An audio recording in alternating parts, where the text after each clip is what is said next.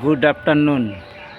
আজকে যে তোমরা মানুষে মানুষে বিভাজন লাগিয়ে দিয়েছো, কিন্তু এটা মানুষের দোষ নেই।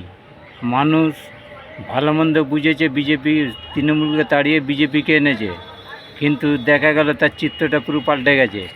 আজকে জিতেই মানে বুলডোজার চলছে, মানুষের হক অধিকার সব ছিন্ন বিচ্ছিন্ন করে, রুজি রোজগার কাজ কারবার সব ধ্বংস করে দিচ্ছ। মানুষ কিন্তু যদি জানতো, তোমাদের ঝুলিতে কিন্তু একটিও ভোট দিত না। কিন্তু এমন একটা দিন আসবে, দিলীপ ঘোষ আর শুভেন্দু তোমার বাপদাদার নাম পাল্টে দিবে জনগণ, জেনে রেখে দিও। এমন নাম পাল্টে দিবে না, ওর নাম তুমি কী রাখবে খুঁজে পাবে না। তো সেই হিসাবে রাজ্যের আইন শৃঙ্খলা বজায় রেখে এখনও মানে সময় আছে। রাজ্যের মানুষের কাছে ক্ষমা চাও, যা করেছো ভুল করেছো। আমরা রাজ্যে শান্তিপূর্ণ সমস্ত মানুষের পাশে থেকে কাজ করো, মানুষের কাছে ভুল স্বীকার করো, নইলে আগামী দিনে আপনার গদি থাকবে না।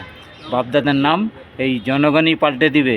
তৃণমূলের যেমন পাল্টেছে, তোমারও বাপদাদার নাম পাল্টে যাবে।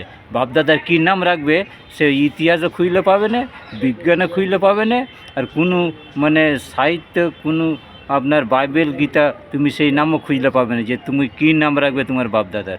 ধন্যবাদ।